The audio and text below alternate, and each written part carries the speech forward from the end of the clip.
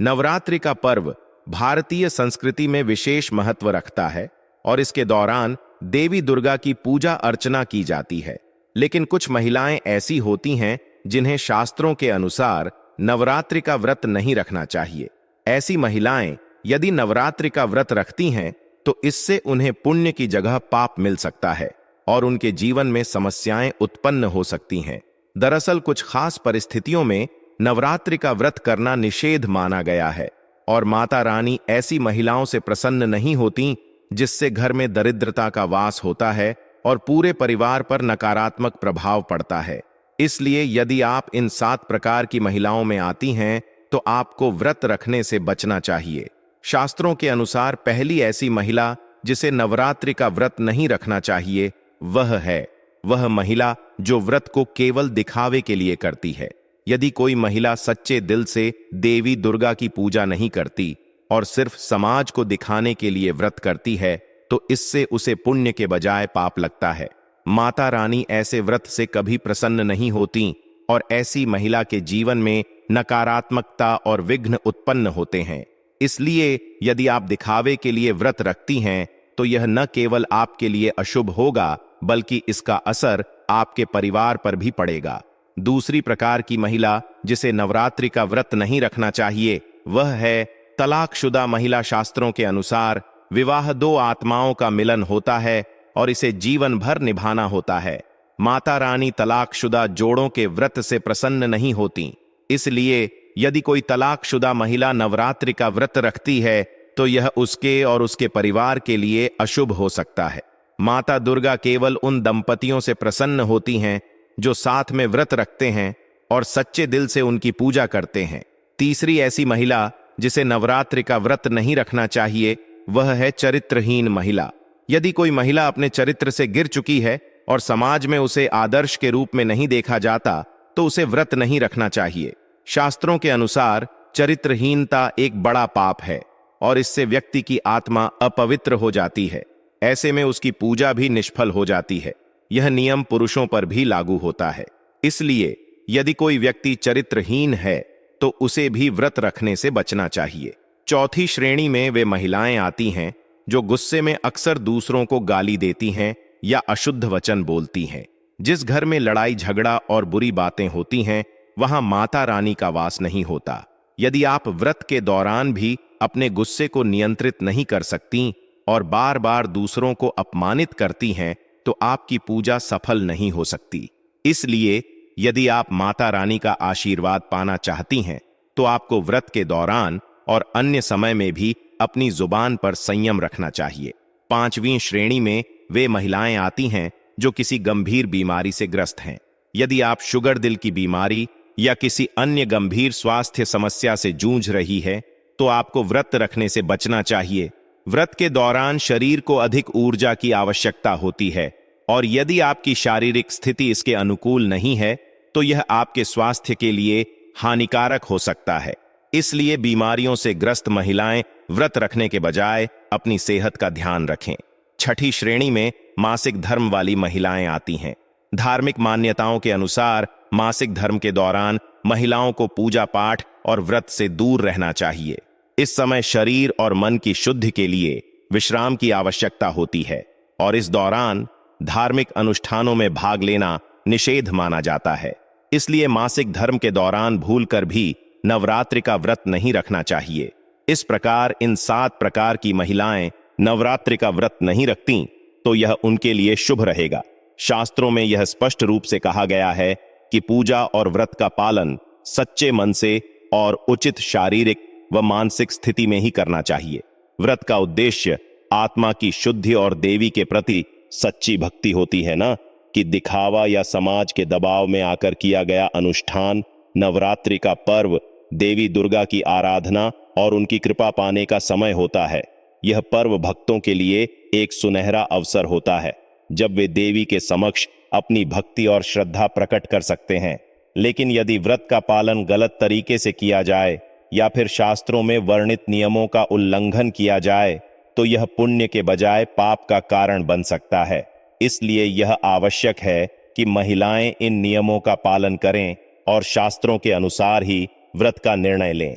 आखिरकार नवरात्रि का व्रत तभी सफल माना जाता है जब इसे सच्चे मन से पूरी श्रद्धा और नियमों के साथ किया जाए, क्योंकि मासिक धर्म में जो आपके वस्त्र होते हैं वह मैल हो जाते, इसलिए पूजा पाठ नहीं करना चाहिए। नंबर 7, जो महिलाएं अपने पति का अपमान करती वे व्रत ना ही रखें तो अच्छा है, क्योंकि ऐसी महिलाएं का पूजा मां दुर्गा कभी स्वीकार नहीं करती, बल्कि घोर पाप लगता है। दोस्तों, नवरात्र आने वाले हैं, ऐसे में यह छोटी चीज घर में लाने से माता रानी खुशी खुशी आपने घर में से चली आती है। इस चीज को घर लाने से माता रानी अवश्य प्रसन्न होती है। यही चीज नवरात्रों पर घर में लाना बहुत ही शुभ और मंगलकारी माना जाता है। तो चलिए जानते हैं। दोस्तों, नंबर 1, 16 श्रृंगार का सामान नवरात्रि के दौरान घर में लाना बहुत ही शुभ और मंगलकारी माना जाता है। ऐसे में घर के बने मंदिर में रखने से जन्मों जन्मांतर की गरीबी मिट जाती है और मां दुर्गा की कृपा सदैव घर पर बनी रहती है। पूरे वर्ष मां रानी की कृपा आप और आपके परिवार के ऊपर बनी रहती है। शास्त्रों में बताया गया है कि नवरात्रों के दिनों में 16 श्रृंगार का सामान घर के मंदिर में होना बहुत ही शुभ और मंगलकारी माना जाता है। या आप जिस जगह घर में माता की आश नवरात्रि व्रत करने के लिए स्थापित कर रहे हैं, उस जगह पर 16 श्रृंगार का सामान रख दें। ऐसा करने से मां दुर्गा की कृपा सदैव घर पर बनी होती है। दोस्तों, नंबर 2, सोना चांदी या तांबे के सिक्के जरूर रखें। शास्त्रों के अनुसार सोने चांदी या तांबे से बने किसी भी धातु को खास तौर से नवरात्र के 9 दिनों में पूरे 9 दिनों तक घर के मंदिर में रखने से बहुत ही शुभ और मंगलकारी माना जाता है। नवरात्र के दिनों में सोना चांदी तांबे घर में लाने से इसका फल कई गुना बढ़ जाता है। इसीलिए सोना चांदी या तांबे के सिक्के माता रानी के पास अवश्य रखें। इससे माता रानी बहुत प्रसन्न होती है। दोस्त, नंबर 3, शंख और गंगा जल धर्मशास्त्रों के अनुसार नवरात्रों के अवसर पर शंख घर में जरूर लेकर आए। माना जाता है कि जिस घर के मंदिर में शंख नहीं रखा होता तो वहां पर देवी देवता कभी वास नहीं करते। शंख का सनातन धर्म में बहुत ही बड़ा महत्व होता है। नियमित शंख को बजाने पर कई गुना सकारात्मक ऊर्जा प्राप्त होती है और नकारात्मकता ऊर्जा को नष्ट करती है। धन की देवी मां लक्ष्मी अति प्रसन्न होती है। वहीं धर्मशास्त्रों के अनुसार जिस घर के मंदिर में गंगा जल नहीं होता तो वह घर अपवित्र माना जाता है। गंगा जल मंदिर में अवश्य रखा होना चाहिए। यदि आप घर में गंगा जल लाने में असमर्थ हैं तो अपने आसपास किसी पवित्र स्थान, किसी तीर्थ स्थान का पानी लाकर घर में रखें। दोस्तों, नंबर 4, मोरपंख। नवरात्रि में मां सरस्वती का प्रिय मोरपंख घर लाकर घर के मंदिर में रखने से कई सारे फायदे हैं। खास तौर से नवरात्रों के दिनों में मंदिर में मोरपंख जरूर रखें। ऐसा करने से मां दुर्गा बहुत प्रसन्न होती है। दोस्तों, अब बात करते हैं माता रानी को नवरात्रि में कौन सी चीजें अर्पित कर सकते हैं। दोस्तों, भूलकर भी माता रानी को यह चीजें कभी अर्पित मत करना, नहीं तो सारी जिंदगी बर्बाद रहोगे। जिंदगी भर रोने के सिवा कुछ नहीं मिलेगा। दोस्तों, नंबर 1, नारियल। हिंदू धर्म में नारियल को सुख, समृद्धि, धन, श्रद्धा और सम्मान का सूचक माना जाता है। नारियल को श्रीफल भी कहा जाता है। नारियल का हर मांगलिक कार्य में विशेष महत्व होता है। जैसे कि हम सभी जानते हैं कि माता रानी के कई मंदिरों में नारियल से बलि भी दी जाती है और माता रानी के पूजन में नारियल का इस्तेमाल हम सभी करते हैं। खासकर कलश की स्थापना नारियल रखकर ही की जाती है। माता रानी के पूजन में हम नारियल इस्तेमाल करते समय कुछ गलतियां कर बैठते हैं। दोस्तों, नारियल कई प्रकार के होते हैं। नारियल, जो हिंदू धर्म में पवित्र और शुभ फल के रूप में जाना जाता है, विभिन्न धार्मिक अवसरों पर विशेष महत्व रखता है। खासकर माता रानी की पूजा के समय इसका महत्व और भी बढ़ जाता है। ऐसा माना जाता है कि जब नारियल में पानी होता है तो वह और भी पवित्र होता है और इसी कारण माता रानी की पूजा में हमेशा जटा वाला और पानी वाला नारियल ही अर्पित किया जाता है। जब कलश की स्थापना की जाती है तो साबुत नारियल का प्रयोग किया जाता है, जो पूर्णता और पवित्रता का प्रतीक होता है। टूटा या चटका हुआ नारियल कभी अर्पित नहीं किया जाना चाहिए, क्योंकि यह अशुभ माना जाता है और संपन्नता में कमी का प्रतीक हो सकता है। नारियल को श्रीफल भी कहा जाता है, जो मां लक्ष्मी का प्रतीक माना जाता है। नवरात्रि के दौरान जब कलश की स्थापना की जाती है तो जटा वाला और पानी वाला नारियल ही कलश पर स्थापित किया जाता है। इस प्रक्रिया में एक खास ध्यान यह रखना होता है कि नारियल को सदैव कलश पर लेटाकर रखा जाए, खड़ा करके नहीं। नारियल को लाल कपड़े में लपेटकर कलश पर रखना चाहिए, क्योंकि यह शुभ माना जाता है। शास्त्रों के अनुसार सही तरीके से नारियल को कलश पर स्थापित करने से पूजा और व्रत का पूर्ण फल प्राप्त होता है। महिलाओं को खासकर नारियल के संबंध में एक विशेष नियम का पालन करना चाहिए। वे माता रानी को नारियल अर्पित कर सकती हैं, लेकिन उन्हें नारियल तोड़ने से बचना चाहिए। इसका कारण यह है कि नारियल बीज रूप होता है और महिलाओं के शरीर में भी सृजन की क्षमता होती है। इसलिए नारियल तोड़ने की प्रक्रिया महिलाओं के लिए वर्जित मानी गई है। पूजा में एक और महत्वपूर्ण वस्तु है लौंग। जब माता रानी की पूजा में लौंग का इस्तेमाल किया जाता है तो इसे घी के साथ अर्पित करना चाहिए। घी के साथ लौंग चढ़ाने से माता रानी अत्यधिक प्रसन्न होती हैं और यह भक्तों को शुभ फल प्राप्त करने में सहायक होता है। इसके अलावा नवरात्रि के दौरान तुलसी के पत्तों का उपयोग माता रानी की पूजा में नहीं किया जाना चाहिए। शास्त्रों के अनुसार तुलसी पत्र मां दुर्गा को अर्पित करना वर्जित माना गया है। तुलसी के अलावा आंवला और दुर्बा भी माता रानी को अर्पित नहीं की जानी चाहिए। हालांकि भगवान विष्णु और गणेश जी को तुलसी और दुर्बा अर्पित की जा सकती है, लेकिन माता रानी के लिए ये अर्पण नहीं किए जाते। साथ ही सफेद फूल भी माता रानी को नहीं चढ़ाए जाते। माता को लाल फूल विशेष प्रिय होते हैं, खासकर गुलाब और कमल के फूल।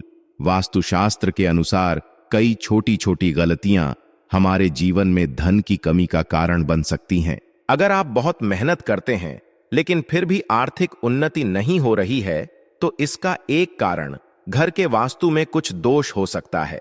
घर का वास्तु सही न होने पर नकारात्मक ऊर्जा का प्रवेश हो सकता है, जिससे आर्थिक समस्याएं उत्पन्न होती हैं। कई बार अचानक से धन की हानि होती है या बनते काम बिगड़ जाते हैं और परिवार के सदस्य बीमार पड़ने लगते हैं। ऐसे में मेहनत के बावजूद पैसा टिकता नहीं है और खर्चे बढ़ जाते हैं। वास्तुशास्त्र में यह कहा गया है कि अगर रात के समय झाड़ू लगाई जाती है तो यह दरिद्रता को आमंत्रित करता है। रात के समय झाड़ू लगाने से लक्ष्मी देवी रुष्ट हो जाती हैं और घर में अलक्ष्मी का वास हो जाता है, जो दरिद्रता का प्रतीक है। इसलिए रात में झाड़ू लगाने से बचना चाहिए। इससे घर में समृद्धि बनी रहती है और आर्थिक स्थिति मजबूत होती है। दूसरी महत्वपूर्ण बात यह है कि घर के मुख्य द्वार पर कभी भी अंधेरा नहीं होना चाहिए। मुख्य द्वार पर अंधेरा होना वास्तु दोष मानी जाती है, जो आपकी आर्थिक उन्नति में बाधा उत्पन्न कर सकता है। बनते काम बिगड़ सकते हैं और मेहनत के बावजूद सफलता नहीं मिल पाती। इसलिए यह सुनिश्चित करें कि घर के मुख्य द्वार पर हमेशा रोशनी हो। इसके अलावा अगर आपके घर के नल से लगातार पानी बह रहा है और आप इसे बंद नहीं कर रहे हैं, तो यह भी वास्तु दोष का कारण बन सकता है। नल से पानी का बहना अशुभ माना जाता है और इससे स्वास्थ्य संबंधी समस्याएं उत्पन्न हो सकती हैं। पानी का बहाव धन के बहाव का प्रतीक भी हो सकता है, जिससे आर्थिक नुकसान होता है। इसलिए यह सुनिश्चित करें कि नल ठीक से बंद हों और पानी व्यर्थ न बहे। इन सभी छोटी छोटी गलतियों से बचकर आप अपने घर में सुख, शांति और समृद्धि ला सकते हैं। अगर आप वास्तु के इन नियमों का पालन करते हैं तो न केवल आपका आर्थिक जीवन सुधरेगा, बल्कि आपके घर में सकारात्मक ऊर्जा का भी वास होगा। साथ ही आप मानसिक रूप से भी कमजोर हो सकते हैं। नंबर 4, कहा जाता है कि जिस घर में साफ सफाई होती है, भगवान भी उसी घर में वास करते हैं।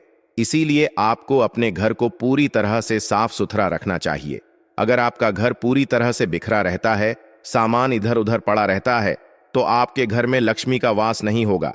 इसीलिए आपको अपने घर में हमेशा साफ सफाई रखनी चाहिए, ताकि आपके घर में लक्ष्मी का वास हो और धन हानि ना हो। नंबर 5, आपको अपने घर में प्रतिदिन पूजा करना चाहिए। हिंदू धर्म के मुताबिक घर में पूजा करना बेहद जरूरी होता है, क्योंकि यह नकारा ऊर्जा को घर से बाहर निकालता है। जिस घर में पूजा नहीं की जाती है, उस घर में धन की कमी बनी रहती है। इसी के साथ घर के बाकी सदस्यों को भी कई परेशानियों का सामना करना पड़ता है। इसीलिए आपको सदैव सुबह उठकर अपने घर के मंदिर में पूजा जरूर करनी चाहिए। नंबर 6, सबसे महत्वपूर्ण बात यह है कि आपको अपने घर के बाथरूम और टॉयलेट के दरवाजे को हमेशा बंद रखना चाहिए। ऐसा माना जाता है कि अगर आप अपने घर के बाथरूम और टॉयलेट के दरवाजे को खोलकर रखते हैं तो यह घर में नकारात्मक ऊर्जा फैलाता है। इससे घर में धन की कमी बनी रहती है। वास्तुशास्त्र में कुछ ऐसे महत्वपूर्ण नियम बताए गए हैं जिनका पालन करने से जीवन में सुख समृद्धि बनी रहती है, जबकि इनका उल्लंघन करने से नकारात्मक परिणाम हो सकते हैं। सबसे पहले, घर के मुख्य द्वार पर तलवार, चाकू या भाले जैसी धारदार वस्तुएं नहीं लगानी चाहिए, क्योंकि इससे परिवार में तनाव और संघर्ष बढ़ता है।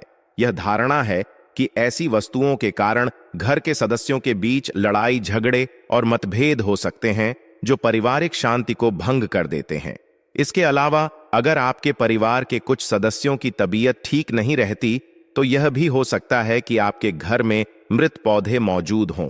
वास्तुशास्त्र के अनुसार मृत पौधों का घर में होना स्वास्थ्य संबंधी समस्याओं को बढ़ावा देता है, इसलिए यह सुनिश्चित करें कि आपके घर में लगे पौधे ताजगी से भरे रहें।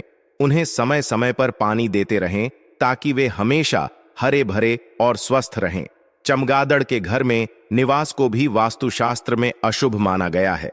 अगर घर में चमगादड़ आकर बसेरा करते हैं तो यह वास्तु दोष का संकेत होता है।